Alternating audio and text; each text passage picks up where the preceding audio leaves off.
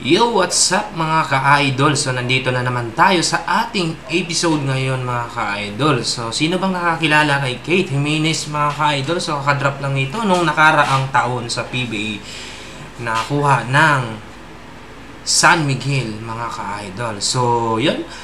So, sa lifestyle ito ni Kate Jimenez mga ka-idol ay ating pag-usapan kasi nga meron nga siyang pinakamagandang girlfriend mga ka-idol. So, alamin natin kung sino ba ito. So, well, kung bago pa kayo dito sa aking YouTube channel mga ka-idol, ay huwag nyo namang kalimutan, paki-subscribe, and paki-click yung notification bell button, and click all para ma-update pa kayo sa mga bago pa nating i-upload dito sa ating YouTube channel mga ka-idol. So, nag-upload na rin ako sa Facebook page mga ka-idol.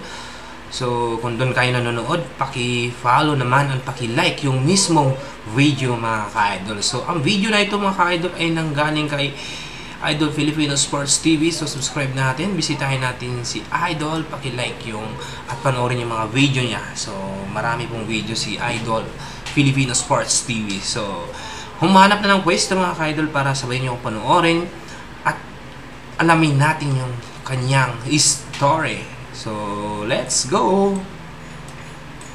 Usap-usapan nga ngayon ang isa sa rising star ng basketball sa ating bansa. Isa nga ito sa pinakamahusay ngayon at mala Terence Romeo nga ang galawan nito. Isa nga rin ito sa mga tinitilian ng mga babae pag nakikita na itong maglaro. Bago ang lahat, salamat nga pala sa lahat ng sumusuporta sa ating channel, sa mga nagla-like, subscribe sa ating mga video. Si Christoph Jimenez nga ay pinanganak sa Jeddah, Saudi Arabia noong August 24, 1996. Kahit nga sa ibang bansa ito pinanganak ay sa Quezon City ito lumaki at natuto maglaro ng basketball. Bata pa nga lang itong si Kate Jimenez ay determinado na ito na lumakas sa paglalaro ng basketball. Masipag nga ito pagdating sa pag-insayo. Alas 5 pa nga lang ay nagising na ito upang mag-joggle sa kanilang lugar at mag-practice ng pag-dribble kasama ang mga kaibigan nito.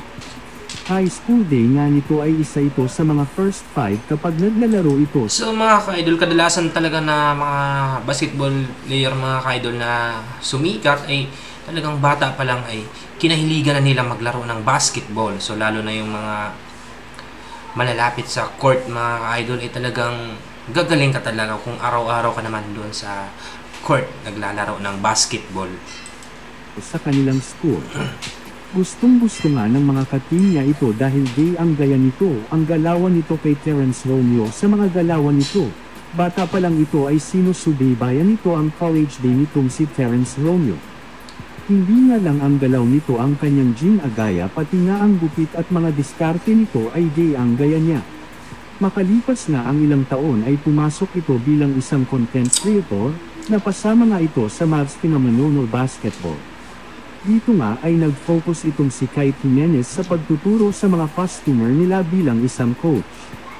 Dito nga sa pagiging content creator ni Kate Jimenez ay lalong bumusay ito sa pagbabasketball dahil ang may-ari na ng group nila ay isang magaling na coach at nahubog ito sa mga content nila na dayo-serye. Kahit nga sa ang sulok ng Pilipinas ay dumadayo ang mga ito upang makipaglaro sa mga best player ng mga barangay na kanilang pinagdadayuhan.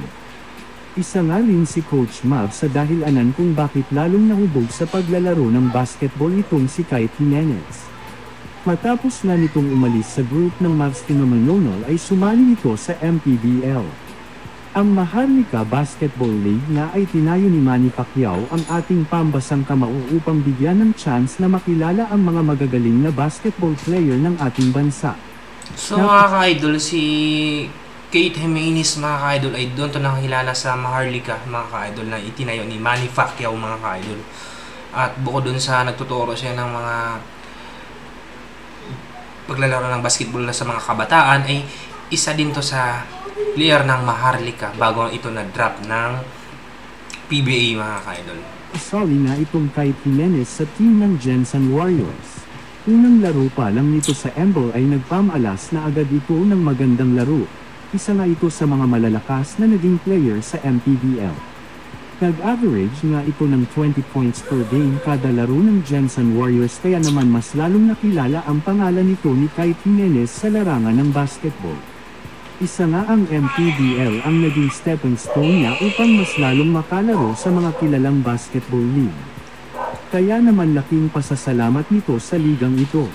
Isa nga rin ito sa kauna-unahang player na nagtala ng quadruple-double sa MPBL. Nag-score na ito ng 33 points, 13 rebounds, 11 assists at 11 steal kontra sa Mindoro.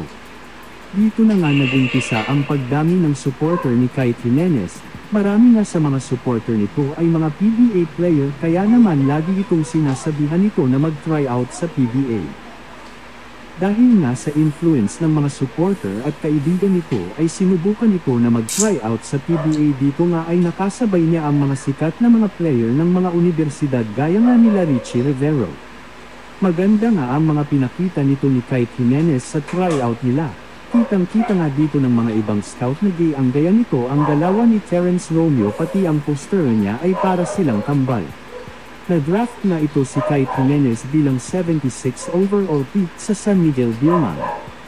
Hindi na naging maganda ang umpisa ng karera ni Kite Jimenez sa PBA, dahil hindi na ito nabibigyan ng magandang oras sa loob ng court, kaya naman hindi ito nabibigay ang best niya kada laro. Sa loob ng maikling playing time nga ay hindi ito nawala ng pag-asa dahil isa ito sa opportunities na matagal niyang pinapangarap. Isa nga ito si Kite Jimenez na swerte na na-draft sa PBA dahil bukod sa rookie year niya at mababang playing time ay nakatanggap agad ito ng kampyonato. Nag-champion nga ang team nitong San Miguel Birman kontra sa Magnolia ngayong season nato. Kahit na mababa ang playing time nito ay malaki rin ang ambag nito noong finals, kaya naman thankful si Junmar Fajardo na naging teammate niya itong si Kite Jimenez. Hindi nga lang sa basketball swerte itong pambato natin na si Kite Yun mga ka-idol, dito na yung ating highlights mga ka-idol, na itong si Kite Jimenez ay merong magandang jowa mga ka-idol. So girlfriend pala ito ni Kite Jimenez mga ka-idol. Yes, swerte nga din ito sa girlfriend niya na si Joey Versosa, isang volleyball player. Si Joey Versosa nga ay isang player ng school na perpetual sa Las Piñas. Sikat nga rin itong si Joey Versosa sa mga social media platform. Meron nga itong 100,000 followers sa TikTok and Instagram. Sa loob nga ng 3 taon na pagsasama nila, Kite at Joey ay parehas nilang sinusuportahan ang bawat isa sa mga kanilang ginagawa. Sobrang swerte nga nito ni Kite Jimenez sa kanyang naging partner. Bukod sa supportive na ito ay sobrang maalaga at mapagmahal pa ang isang Joey Versosa. Sana nga ay magpatuloy na ang magandang karera ng basketball career nitong idol natin na si Kite Jimenez. Ipagdasal na natin na matupad niya ang mga pangarap niya at ma-represent nito ang ating bansa sa larangan ng basketball at mabigyan nito ng mahabang playing time sa PBA. Yun mga ka-idol, yun lang yung story ng Kite Jimenez mga ka-idol. Ito yung kanyang life story mga ka-idol. So sana nagustuhan niyo yung video natin mga ka-idol. So hanggang dito na lang yung ating episode ngayon. So syempre kung napaabot ka dito, ay sa hindi pa po nakapag-follow o nakapag-like sa ating video sa Facebook, ay paki-like naman po. At syempre naman dito sa ating YouTube channel mga ka-idol ay paki-subscribe naman po. Hindi po nakapag-subscribe. Maraming salamat.